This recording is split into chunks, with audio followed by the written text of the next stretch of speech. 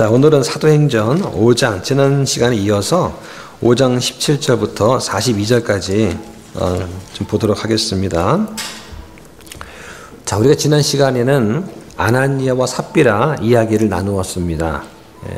아나니아와 삽비라는 부부입니다. 둘 다 구원받은 그리스도인이죠. 그리고 교회에서 어느 정도 영향력을 발휘하고 있는 그런 사람일 것으로 추정이 됩니다. 사도행전 4장에 보면 바나바가 자기의 재산을 팔아서 내놓습니다. 그리고 사도의 발 앞에 갖다 놓죠. 이걸 보고서 교회에서 많은 칭찬과 성도들로부터 존경이 있었어요. 이걸 보고서 아나니와 삽비라 자신들도 그렇게 칭찬과 주목을 받고 싶어서 재산을 팔아서 사도에게 내놓기로 작정을 합니다. 자, 근데 돈이 아까운 거예요. 겉으로는 칭찬과 존경을 받고 싶지만 실제로는 그 돈이 아까워서 판 재산의 일부를 감추게 됩니다. 그리고는 이것이 재산을 판 전부입니다 라고 거짓말을 하게 되죠. 이것은 단순하게 사도한테 한 거짓말이 아니라 성령 하나님께 거짓말을 하고 속였다라고 성경이 말씀을 합니다. 우리는 사람의 마음을 알 수는 없습니다. 다만 미루어 짐작할 뿐이죠. 그런데 하나님께서 우리의 마음을 살피시고 그 동기와 가정을 정확하게 알고 계세요. 자, 그런데 교회가 정착되기 시작한 그 초기에 하나님께서 교회의 기강을 바로잡기 위해서 강력하게 임재를 하셨습니다. 당시 마귀가 교회를 멸하기 위해서 모든 수단을 다해서 회방을 놓는 일이 있었죠. 그래서 사도들을 핍박하기도 하고 박해도 있었고 또 로마 황제를 통해서 유대인들을 핍박을 하기도 했었어요. 자, 우리 교회도 정착하는 초기에는 많은 해방과 어려움이 있었습니다. 이불을 속이고 거짓말을 하며 결국 죽음에 이르게 만든 그 사탄은 그래서 최초의 거짓말장이고 살인자다라고 성경이 말씀을 합니다. 그 마귀가 지금도 울부짖는 사자처럼 두루 다니면서 우리를 무너뜨리려고 기회를 엿보고 있어요. 그리고 우리는 그러한 마귀의 회방과 움직임을 보게 됩니다. 우리 싸움은 육체적인 싸움이 아니라 마귀 유혹과 시험과 싸우는 영적 전쟁이다. 날마다 치르고 있는 겁니다. 그 싸움에서 이기는 방법이 뭡니까? 우리가 날마다 자기를 부인하고 십자가에 옛사람을 못 박으면서 주님께 내 몸과 혼과 힘을 다해서 헌신하는 일이 필요하다. 왜 교회가 시끄러울까요? 자기를 부인하지 않기 때문입니다. 순수함과 진실함이 아니라 여기 나오는 아나니와 삽비라처럼 자기를 드러내는 욕심 때문에 그런 일이 벌어집니다. 이거를 마귀가 잘 이용하는 거예요. 내 생각과 내 계획이 중요한 것이 아니라 하나님의 뜻에 순종하는 것이 참 중요합니다. 그래서 우리는 구원은 받았지만 삶의 근본적인 변화, 즉 회심의 삶이 상당히 중요한 거죠. 회심하지 않으면 어떻게 되나? 회심하기 전에 사울처럼 자기 의를 가지고 다니면서 다른 성도를 핍박하는 그런 일이 생길 수 있어요. 그러면서 우리는 절대로 자기 의를 주장하면 안 돼요. 제가 이런 일을 했습니다. 내가 이런 일에 도움이 되었습니다. 그러므로 교회가 내가 생각하는 이런 교회가 되어야 하지 않겠습니까?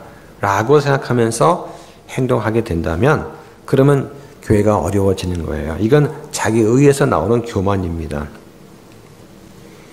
그래서 우리는 각자 청지기로서 자기 믿음의 분량에 따라서 질서 있게 하면 되는 거예요. 자, 그럼 이 믿음의 분량이 뭐냐? 믿음이 더 좋고 나쁘고 이런 것이 아니라 믿음의 분량은 하나님께서 주시는 거예요.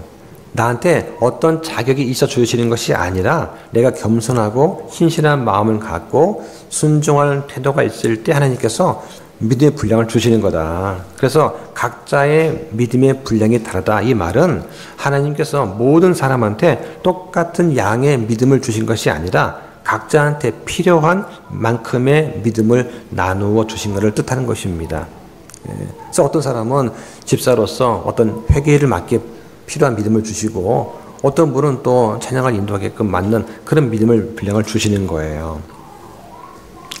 이런 믿음은 개인의 영적인 성장, 사역에 필요한 만큼 주어지는 겁니다.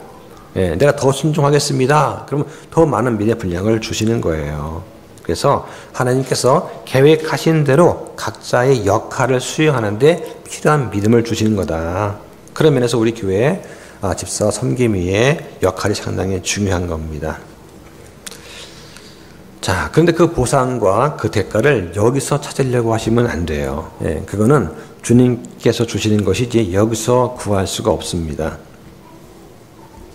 그래서 우리는 각자의 주어진 믿음을 바탕으로 자기 역할을 충실하게 수행을 하고 다른 사람과 비교하거나 교만한 마음을 갖지 않는 거, 그러면서 서로 존중하고 감사함으로 협력하는 거, 이게 상당히 중요합니다. 자, 사도행전 5장의 내용은 그 세 등분으로 나눌 수가 있어요. 예, 첫 번째는 1절부터 11절까지의 아나니아와 삽비라 사건이 있습니다. 그리고 12절부터 16절까지는 사도들의 기적과 표적이 있었습니다. 그러니까 사도들이 많은 표적과 기적을 행하면서 또 사람들이 병자를 데리고 와서 치유받는 그런 일이 이어집니다. 자, 그리고 오늘 본문엔 17절부터 42절까지의 내용입니다. 사도들이 다시 체포가 되고 또 석방되는 일이 벌어지는 거죠. 사도가 체포가 됩니다. 하지만 천사의 도움으로 감옥에서 풀려나게 되고 성전에서 가르치는 일이 있습니다. 다시 체포되었던 사도가 공회 앞에서 담대히 증언을 하고 또 오늘 중요한 나오는 인물이 가말리엘이라는 인물 나와요. 예, 가말리엘은 사도 바울의 스승이기도 하죠. 이 가말리엘의 충고로 인해서 사도들이 매를 맞고 풀려나게 됩니다. 그 후에도 계속해서 복음을 전파를 하는 그런 일이 있습니다. 어떻게 하나님께서 이 사도들을 인도하시고 교회를 이끌어 가시는가 하는 것을 우리가 또 오늘 살펴볼 수 있는 그런 시간이 되면 좋을 것 같습니다.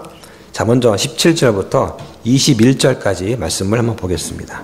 그때에 대제사장과 또 그와 함께 있는 모든 자들 곧 사두개인들이라는 분파에 속한 자들이 일어나 분노로 가득 차서 사도들에게 손을 떼고 그들을 일반 감옥에 넣어두었으나 주의 천사가 밤에 감옥 문들을 열고 그들을 데리고 나와 이르되 가서 성전 안에 서서 이 생명의 모든 말씀들을 백성에게 말하라 하매 그들이 그 말을 듣고 아침 일찍 성전에 들어가서 가르치니라.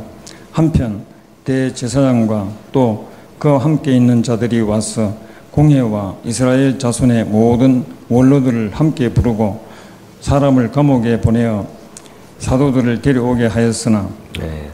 자, 지금 대제사장이 나오고 또 함께 있는 사람들, 사두개파 사람들이 나옵니다. 자기들이 마음에 시기가 가득해요. 사도들을 옥에 가두게 됩니다. 이 사두개파 사람들은 기원전 2세기부터 AD 70년까지 성전이 파괴될 때까지 활동했던 유대교의 한 종파입니다. 자, 이들이 사람들이 사도들을 따르는 것을 시기해서 그들을 옥에 가둔 거였어요. 예. 사두개인들은 어떤 사람들이냐? 천사의 존재, 영, 부활 이런 것을 믿지 않는 그런 사람들입니다. 사두개인들이 믿지 않는 게 천사예요. 그런데 지금 천사가 사도들을 이제 풀어주는 그런 일을 이제 하게 된 겁니다. 그러니까 난리가 난 거예요. 지금 새벽부터 공의를 소집하고 대책을 지금 이제 세우려고 합니다. 자, 주의 천사가 밤에 옥문을 열고 사도들을 끌어내었습니다. 자, 주의 천사가 누구냐? 영어 성경에 보면은 Angel of the Lord 할 때 Lord가 L만 대문자고 Lord 이게 신약에만 12번 나옵니다. 그리고 Angel of the Lord 대문자로 LORD가 있는 거 구약에만 56회가 나와요. 그러니까 LORD 대문자로 쓴 거는 구약에서 여호와를 가리키는 그런 말입니다. 우리말로 주라고 번역이 되어 있어요. 그래서 출애굽기 20장 7절에 보면 너는 주 내 하나님의 이름을 헛되이 취하지 말라라고 하십니다. 그래서 히브리인들은 하나님의 이름을 감히 말을 못했어요. 발음을 못했습니다. 그래서 하다 보니까 발음하는 법도 잃어버리게 됩니다. 그래서 신성 사자음 문자 테트라그라마톤이라고 하는데요. 그래서 JHVH에 해당하는 그런 단어에다가 아도나이라는 말에 모음 AOA를 넣어서 여호와라고 이제 발음을 이제 만들었습니다. 그러니까 이게 JHVH가 히브리어는 요드 해 바브 해라는 단어예요. 예, 그러니까 요드 해 바브 해라는 단어를 이게 이제 히브리어가 자음만 있거든요. 모음이 없습니다. 발음이 안 되는 거예요. 그래서 이 발음하기 위해서 이제 아도나이 모음을 넣은 것이죠. 예, 그래서 히브리어로 주를 의미하는 단어가 아도나이라고 하는 단어가 별도로 있었습니다. 그래서 아도나이라는 말에서 모음과 요드해 바브해라는 단어를 이제 붙여가지고 여호와라고 이제 만든 거예요. 영어로는 지호바라고 발음을 합니다. 자, 신약에서는 이 주라고 하는 단어를 주라고 이제 기록을 하는데 헬라어로는 큐리오스라고 합니다. 헬라어로는 큐리오스라고 이렇게 이제 읽는 것이죠. 영어로는 이제 로드라고 썼습니다. 자, 근데 개혁성경은 어떠냐? 개혁성경은 이 구약에 나오는 거룩하신 이름 여호와를 그대로 음역을 해서 적어놨어요. 그러다 보니까 개혁성경에 여호와라는 이름이 7,000번 이상이 나옵니다. 예. 그러니까 성경에서 하나님 이름을 헛되이 취하지 말라라는 말 때문에 히브리인들은 감히 여호와를 발음을 못했는데 개혁성경에는 여호와가 7,000번 이상 적혀 있는 거예요. 그러니까 우리도 부모님의 이름을 함부로 부르지 않지 않습니까? 그냥 우리 부모님, 아버님, 어머님 이렇게 하지 아버님 이름 한자를 갖다가 막 부르진 않잖아요. 예. 근데 개혁성경에는 이렇게 함부로 부르도록 이렇게 해놨습니다. 영어 성경에는 로드라고 이렇게 바꾸는 것이죠. 자, 천사가 누구냐? 히브리서 1장 14절에 보면 구원받은 자들을 돕는 하나님의 사역자다 이렇게 말합니다. 그러니까 이런 걸 봐서 유대인들은 각 개개인별로 천사가 다 수호 천사가 있다라고 생각을 한 거예요. 성의 천사는 모두 젊은 남자입니다. 예. 여러 천사 없고요. 또 날개 달린 아기 천사 없습니다. 근데 문제 천사의 한 종류, 등급 종류인 스랍과 구룹 같은 존재는 날개가 있죠. 예. 근데 보통 메신저 역할을 하는 그러한 천사들은 날개가 없습니다. 신약에서 이 주의 천사 그러면 사도행전에 모두 5번이 나옵니다. 주의 천사 역할이 뭐냐면 구출과 인도하는 역할이 있어요. 그래서 사도행전 5장 19절에 사도들이 투옥되었을 때 주의 천사가 밤에 옥문을 열고 그들을 끌어내어서 성전에서 말씀을 전하라고 지시를 하게 됩니다. 그리고 12장 7절로 10절에 보면 베드로가 또 투옥되었을 때 주의 천사가 나타나서 그를 깨우고 쇠사슬을 풀어주면서 감옥에서 탈출하도록 돕는 그런 일이 있었죠. 자, 그 다음에 또 하나님의 메신저 역할을 합니다. 사도행전 8장 26절에 보면 빌립이한테 나타나가지고 예루살렘에서 가자로 가는 길로 가라고 지시를 하게 됩니다. 여기서 빌립이 에티오피아 내시를 만나게 되죠. 자, 그러면 10장 3절에 보면 고넬료가 환상 중에 주의 천사를 보게 되고 베드로를 초청하라는 지시를 받게 됩니다. 자, 그리고 이제 세 번째는 심판의 역할을 또 해요. 그래서 12장 23절에 보면 헤롯이 하나님의 영광을 가리고 자기를 드러내는 역할을 하게 됩니다. 연설을 하는데 너무 잘한다고 하면서 사람들이 헤롯 당신이 신의 목소리를 갖고 있습니다. 막 칭찬하니까 으스대면서 기뻐하죠. 네, 그리고는 주님께 영은 안 돌립니다. 그 결과 주의 천사가 그를 쳐서 벌을 받게 되는 그런 일이 있습니다. 자, 오늘 본문의 21절을 보게 되면 이제 새벽에 공회가 열린 것으로 보입니다. 근데 이 공회원들은 사도들을 통해서 일어난 이 기적들을 사실인지 아닌지 그 팩트 체크를 먼저 해야 되는데 그것보다는 그들을 어떻게 하면 제재할 수 있나, 입을 닫게 할 수 있나 이것만 궁리를 하게 됩니다. 자, 이어서 22절부터 6절까지 보겠습니다. 직무 수행자들이 가서 보매 사도들이 감옥에 있지 아니하므로 그들이 돌아와 고하여 이르되 우리가 보니 참으로 감옥은 전적으로 안전히 잠겼고 간수들은 밖에서 문들 앞에 서 있었는데 우리가 열고 보매 안에 아무도 없나이다 하니라. 한편 대제사장과 성전 경비대장과 수제사장들은 이 일들을 듣고 이것이 어디까지 커질지 염려하며 사도들에 대해 의문을 품고 있었는데 그때 어떤 사람이 와서 그들에게 고하여 이르되 보소서 당신들이 감옥에 넣어둔 사람들이 성전 안에 서서 백성들을 가르치고 있나이다 하므로 그때 경비대장이 직무수행자들과 함께 가서 폭력을 쓰지 않고 사도들을 데려왔으니 이는 백성이 자기들을 돌로 칠까봐 그들이 백성을 두려워하였기 때문이더라. 예, 자, 아주 귀한 일이 일어났습니다. 예, 하나님께서 이 무지한 자들한테 하나님께서 사도들을 위하시고 그들을 도우신다고 하는 것을 알리시면서 그를 체험하게 하셨어요. 자, 유대의 이런 지도자와는 달리 일반 백성들은 사도들의 말을 아주 진지하게 들었습니다. 그래서 이 사도들의 말에 무척 호감을 가진 것으로 보입니다. 자, 이들이 백성이 돌로 칠까봐 두려워했다. 그 나오죠. 예. 사도들은 이 백성들 사이에서 큰 인기를 누리고 있었습니다. 그래서 예수 그리스도의 가르침을 전파하면서 많은 기적과 이적을 행하니까 사람들이 그들을 따르고 존경을 한 거예요. 그래서 백성들이 사도들을 해치는 것을 원치 않았습니다. 그러니까 이 공회원들은 사도들을 체포하려고 했지만 백성들의 분노를 두려워한 거예요. 그래서 경비대장들이 백성들의 반발을 염려해서 사도를 강압적으로 체포하지 않고 조심스럽게 대하는 것을 알 수가 있습니다. 자, 오늘날도 이 교회의 직분자가 하나님의 은혜를 받지 못하게 되면 어떤 일이 있느냐? 일반 성도보다 못하게 되고 오히려 진리를 대적하고 비방하는 그런 자가 될 수 있어요. 그러니까 지금 사도행전에서도 지금 벌어지고 있는 일들, 이런 일들이 지금도 일어나고 있습니다. 자, 그 다음에 27절과 8절 보겠습니다. 그들이 사도들을 데려가 공회 앞에 세우니 대제사장이 사도들에게 물어 이르되 너희가 이 이름으로 가르치지 말라고 우리가 너희에게 엄히 명령하지 아니하였느냐. 그런데 보라 너희가 너희 교리로 예루살렘을 가득 채웠고 또 이 사람의 피를 우리에게 돌리려 하는도다 하므로. 네, 자기 보니까 너희가 너희 교리로 예루살렘을 가득 채웠다. 너희 교리가 무엇입니까?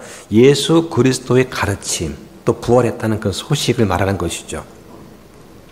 이것으로 예루살렘을 가득 채웠어요. 자, 대제사장이 사도들을 공회에 세운 두 번째 이유가 나옵니다. 지금 사도들이 예수 그리스도의 죽음에 대한 그런 책임을 자신들한테 전가하려고 하는 거 아니냐 하는 그런 생각을 갖고 있는 거예요. 지금 대제사장의 고민이 무엇입니까? 사도들이 하는 말이 옳으면 그러면 지도자들이 예수님을 죽인 것은 잘못이다 하는 것이 판명나는 거예요. 그래서 그분의 피에 대한 책임이 있다는 것을 인정하게 되는 그런 일이 있게 되는 것이죠. 이게 보니까 이 사람의 피를, 이 사람은 예수님의 이름을 경멸적으로 호칭하는 것입니다. 그들은 예수님의 이름을 입에 담기조차 싫어했던 그런 사람들이에요. 그래서 그 피를 우리한테 돌리려 한도다. 아니 얼마 전만 해도 몇 달 전만 해도 그들이 예수님을 죽이려고 빌라도 앞에서 뭐라고 합니까? 그의 피가 우리와 우리 자손한테 임하기를 바라나이다 하고 부르짖은 그 사람들이 그 모습과 지금 아주 대조적인 거예요.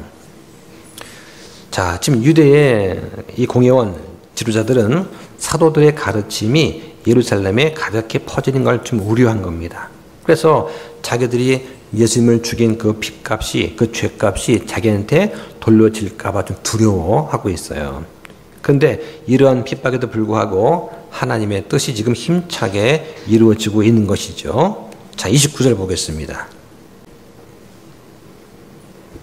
그때에 베드로와 다른 사도들이 응답하여 이르되 우리가 사람들에게 순종하기보다 오히려 하나님께 순종해야만 하느니라. 네, 자, 이거는 옳은 말씀이죠. 그러니까 우리는 사람의 말보다 하나님 명령에 순종해야 됩니다.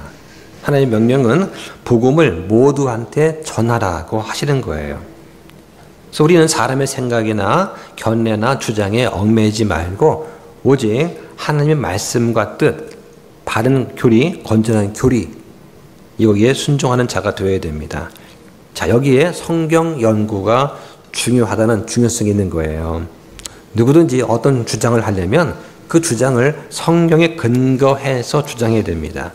또 반박하려도 마찬가지죠. 성경에 근거해서 반박을 해야 됩니다. 그런데 성경에 근거하지 않고 자기의 개인적인 생각, 견해에 따라서 주장을 하게 되면 그것은 권위를 갖지 못하게 됩니다. 왜냐하면 하나님은 진실하시되 사람은 다 거짓말쟁이이기 때문이죠. 사람들은 항상 자기한테 유리한 것만 말하고 불리한 것은 숨겨요.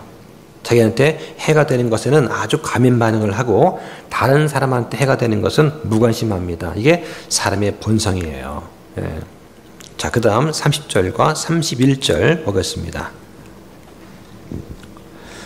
너희가 나무 위에 매달아 죽인 예수님을 우리 조상들의 하나님께서 일으키셨으며 이스라엘에게 회개와 죄들의 용서를 주시려고 하나님께서 자신의 오른손으로 그분을 높이사 통치자와 구원자가 되게 하셨느니라. 네. 지금 사도들은 공회 앞에서 발언할 수 있는 기회를 이용해서 지금 복음을 증거하고 있습니다. 그들이 증거한 이 주제가 뭐냐? 예수님께서 십자가에 달려 죽으신 거, 부활하신 거, 승천하신 거, 그리고 우리의 통치자가 되신다.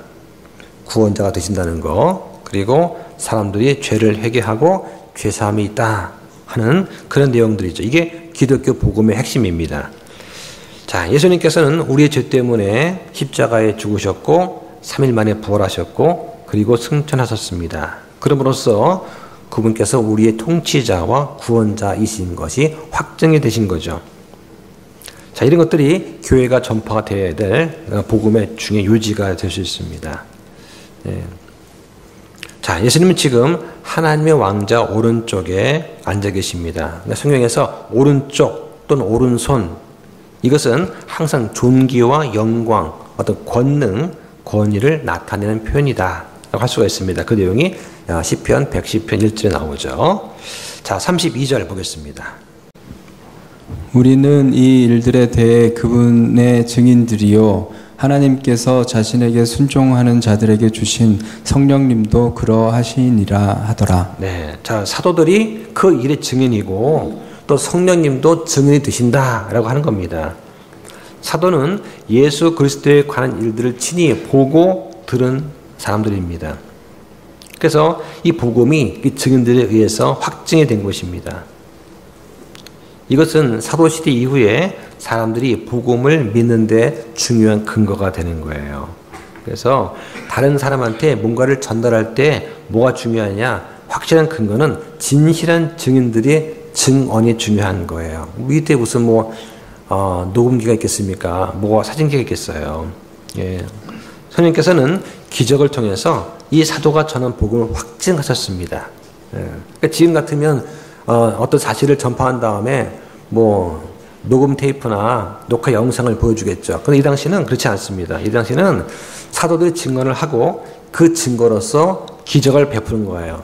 병든 자를 치유하고 하는 그런 내용들을 통해서 이 말들이 사실이구나 하는 것을 성령님께서 확증해 주신 겁니다.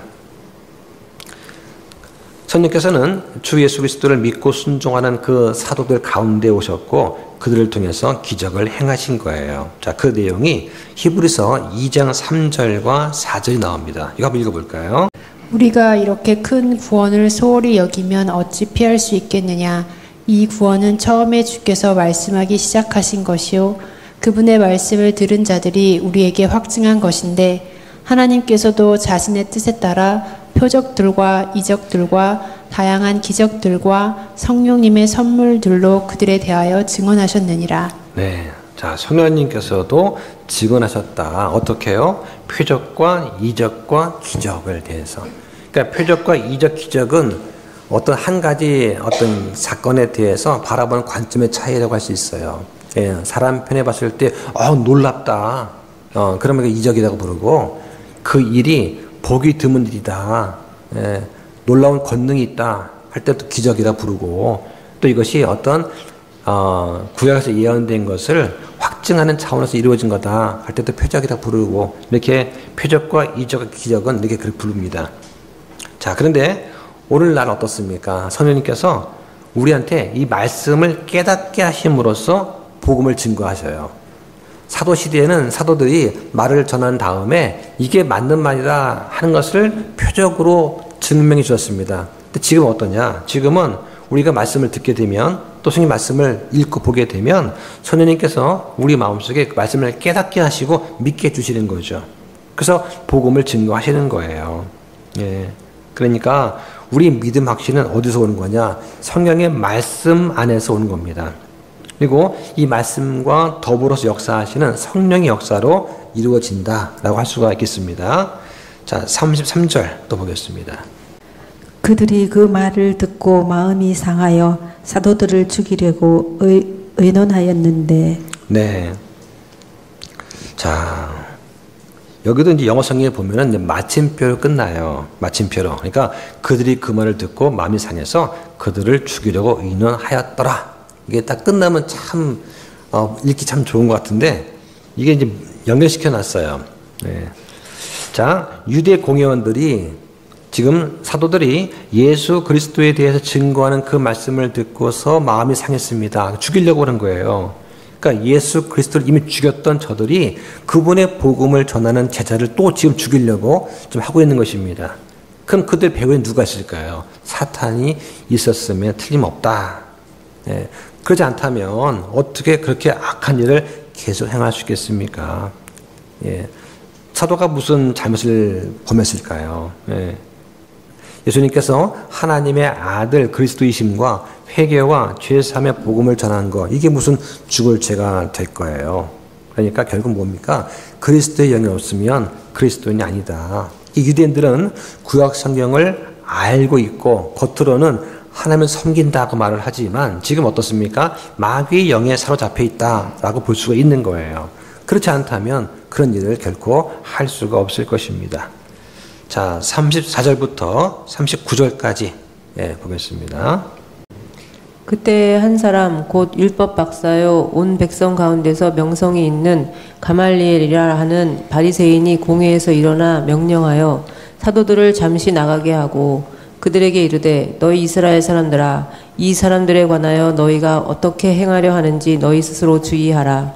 이전에 드다가 일어나 스스로 대단한 사람인 것 같이 자랑하니 400명쯤 되는 사람들이 그에게 연합하였으나 그가 죽임을 당하매 그에게 순종하던 자들이 다 흩어져서 없어져 버렸고 이 사람 뒤에도 조세 등록할 때에 갈릴리의 유다가 일어나 많은 백성을 빼내어 자기를 따르게 하였으나 그도 망하매 그에게 순종하던 자들이 다 흩어졌느니라.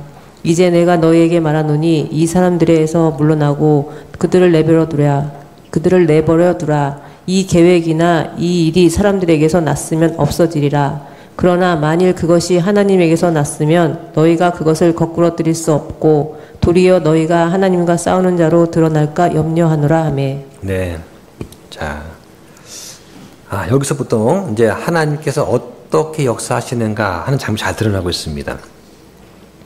자, 지금 산헤드린 사람들, 주로 구성원들이 사도계인인데, 자, 사도들을 좀 죽이려고 하고 있어요. 이때 가말리엘이 등장을 합니다. 가말리엘은 어떤 사람이냐? 바리새인입니다. 그러니까 지금 사도계인들이 이 사건을 주도해서 막 몰고 나가는 거 한편으로는 못마땅할 수도 있어요. 이 가말리엘은 존경받는 율법 박사였습니다. 또 바울의 스승이기도 했습니다. 사도행전 22장 3절에 나오죠. 그러니까 하나님께서 이 가말리엘의 조언을 사용해서 지금 사도들의 생명을 구하는 그런 일이 있는 겁니다. 사도계인들이 바리새인들의 말을 들은 것을 봤을 때 이 가멜리엘의 명성을 알 수가 있습니다. 예. 가멜리엘은 감정이 아니라 논리를 사용해서 지금 설득을 합니다. 자, 그러면서 예수님을 두 명의 폭도들, 드다와 유다라고 하는 폭도들과 비교하는 그런 이제 실수를 좀 하고 있죠.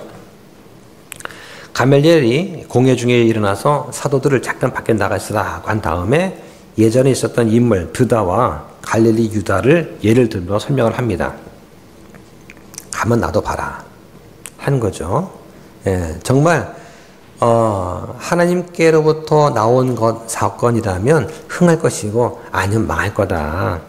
너희가 드다와 유다 예를 잘 알지 않느냐라고 이제 하는 것이죠. 그러면서 자기 동료들한테 예수님의 제자들을 조심해서 다루라고 하면서 일단 내버려 두는 것이 좋겠다라고 제안을 하는 거예요. 네. 만일 하나님께로부터 나온 그 일이라면 사람이 그걸 무너뜨릴 수도 없고 무너뜨리려고 하더라도 하나님을 대적하는 것이 될 것이기 때문입니다. 그러면서 아마 예수님도 이러한 드다와 유다 같은 사람들 중에 하나가 아닐까라고 생각을 하는 거죠. 그러니까 로마의 폭정에서 민족을 구출하려는 해방자가 아니겠느냐라고 하는 것이 이 가말리엘의 생각인 것 같아요. 이 가말리엘은 예수님의 기적과 십자가의 죽음과 부활 같은 걸 인정하지 않았습니다. 그러니까 그 드다 유다 같은 사람들 내버려 두니까 사라지지 않느냐. 그러니까 예수님을 추종하는 이 사람들도 사라질 것이다 라고 하는 것이죠. 그러니까 하나님께서 이 백성한테 존경받던 가멜리엘의 논리적인 충고를 통해서 사도들을 이 살벌한 공회 가운데서 건져내시는 그런 장면을 우리가 보고 있는 것입니다. 이걸 통해서 주님의 뜻과 허락하심이 아니면 사람은 아무 때나 쉽게 죽지 않는다는 것을 이제 알 수가 있는 것이죠. 예수님께서도 아버지께서 허락하지 않으시면 참새 한 마리라도 땅에 떨어지지 않는다. 마태복음 10장 29절 31절에 말씀을 하세요. 저도 가끔가다 이제 몸이 아프거나 마음이 좀 고통스러울 때 이 말씀으로 기도를 합니다. 아버지께서 허락하시지 않으면 참새 한 마리도 떨어지지 않지 않습니까? 그러니까 아직 저한테 할 일이 남아있다면 그 일을 다 할 때까지 저의 건강을 좀 지켜달라고 제가 기도를 해요. 그래서 제가 할 일을 다 했으면 뭐 그때는 이제 뭐 데려가시겠죠. 근데 아직 할 일이 있으시다면 아버지께서 저를 지켜달라고 기도를 합니다. 이 말씀 가지고 제가 기도를 하는 거예요. 이렇게 쭉 보면은 장로교회하고 이제 독립침례교회 차이가 하나 있는데, 장로교회는 필요 이상으로 목사를 어렵게 생각을 해요. 목사와 성도 사이에 넘어서지 못할 문턱이 하나 있다라고 생각하는 것 같습니다. 그래서 목사 한번 이렇게 만나보려면 많은 절차를 거쳐야 돼요. 근데 독립침례교회는 비교적 그렇지 않죠. 그렇지 않습니다. 그래서 쉽게, 그러니까 목사와 성도 간에 이 격벽의 차이가 없어요. 거의 없습니다. 문턱 그냥 문집 하나 건너는 그 정도 차이죠. 이게 높아지면 높아질수록 그럼 계급을 생각하게 되는 거예요. 근데 제가 알기로는 독립침례교회는 그런 교회가 뭐 별로 없습니다. 아주 없다고는 할 수 없지만 거의 없는 것 같아요. 그 다음에 40절 보겠습니다. 그 사람들이 그의 말을 동의하고는 사도를 불러 그들을 때리고 그들이 예수님의 이름으로 말하지 못하게 명령한 뒤 그들을 놓아주니라. 네, 자 지금 공회원들이 가말리엘의 충고를 받아들였습니다. 이건 하나님의 은혜예요. 사도는 이렇게 해서 죽음의 위험을 면하게 됩니다. 자, 그런데 이 가말리엘 자신 어떠냐? 사도 바울이 회심 전에 그러했듯이 복음에 대해서 무지한 것으로 보입니다. 사도 바울도 예수 그리스도 만나기 전까지는 복음의 핵심적인 걸 몰랐잖아요. 성경 교사인 니고데모도 복음에 대해서는 무지했습니다. 자, 결국 사도들은 책제죄를 당하고 그러면서 이 초대 교회 성도들은 전도하다가 이 핍박도 받고 또 매를 맞고 하는 일이 이제 벌어지게 되는 것이죠. 지금 어떻습니까? 우리는 복음을 전한다고 해서 체포되거나 매를 맞지는 않아요. 얼마나 감사한 일입니까? 자, 그 다음 41절과 42절 보겠습니다. 그들은 자기들이 그분의 이름을 위해 수치당하는 일에 합당한 자로 여겨진 것을 기뻐하면서 공회 앞을 떠나 날마다 성전과 각 집에서 예수 그리스도를 가르치고 선포하는 것을 그치지 아니하더라. 네. 자, 이거와 같은 연관해서 하나 더 보겠습니다. 마태복음 5장 11절과 12절 같이 한번 읽어주시죠. 나로 인해 사람들이 너희를 모욕하고 핍박하며 너희를 대적하여 거짓으로 온갖 종류의 악한 것을 말할 때에 너희에게 복이 있나니 기뻐하고 크게 즐거워하라. 하늘에서 너희 보상이 크니라. 그들이 너희 전에 있던 대언자들을 이같이 핍박하였느니라. 네, 자, 본문에 보니까 41절에 자, 그분의 이름을 위해 수치당하는 일에 합당한 자로 여겨진 것을 기뻐했다라고 합니다.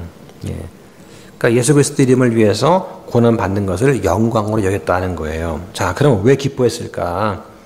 한 4가지 정도의 이유가 있는 것 같아요. 한 가지는 이것이 바로 믿음의 증거이기 때문이다. 그러니까 고난 당하는 것은 정말 진정한 믿음을 갖고 있기 때문에 예수 그리스도를 위해서 내가 헌신하고 있다는 증거로 여겨졌어요. 두 번째는 뭐냐? 그리스도를 본받는 것이기 때문에 기뻐한 겁니다. 예수님도 고난을 당하셨습니다.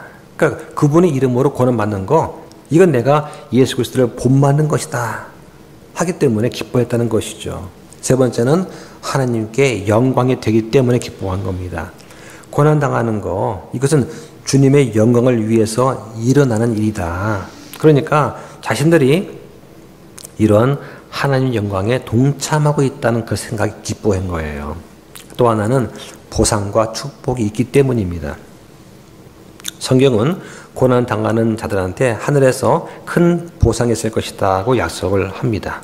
그래서 이 사도들은 이 땅에서 받는 고난이 장차 올 그런 축복과 비교할 수 없다는 그 믿음으로 기뻐했어요.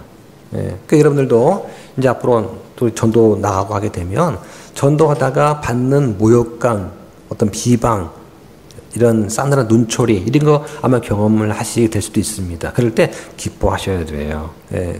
그걸로 위축되지 마시고 기뻐하셔야 됩니다. 주님의 제자들은 핍박받는 걸 슬퍼하지 않았습니다. 오히려 기뻐했고, 그리고 성전에 있든지 집에 있든지 그 말씀과 또 예수님에 대해서 사도가 전한 그 복음, 건전한 교리, 이런 것들을 가르치고 전도하기를 쉬지 않았습니다. 42절에 보니까 공의 경고에도 불구하고 나가서 말씀을 선포하는 거예요. 그것도 날마다 했습니다. 또 성전에서도 하고 집에서도 했어요. 예, 여기서 성전에서라는 그 말은 무슨 얘기냐? 지금 여기 있는 사람들이 100% 유대인이다 하는 것을 알려주는 거예요. 유대인이기 때문에 지금 성전에 살고 있지 않습니까? 그들은 지금 주님께서 금방 오실 걸로 재림을 기대하면서 있는 거예요. 자, 초대교회에는 이 교회 건물이 없었습니다. 예, 집에서 모였습니다. 예. 그렇다고 해서 지금 뭐 가정교회 이런 걸 하면 안 돼요. 예, 시작할 때는 어쩔 수 없이 대부분 가정이나 사무실 내서 시작을 합니다. 근데 규모가 되면 교회로 시작을 하고 그리고 목회자를 세워서 질서 있게 교회를 해 나가야 됩니다. 예, 그 이유는 교회가 성장하려면 그렇게 해야 되는 것이죠. 그래서 이들이 한 것은 뭐냐? 복음을 선포하고 성경을 가르쳤어요. 그러니까 선포하는 것, 가르치는 것, 설교하는 것 또는 이제 강의로 설명하는 것, 설교와 설명 이 두 가지를 균형 있게 지금 해 나가는 것을 알 수가 있습니다. 그 선포하는 말씀 핵심이 뭐냐?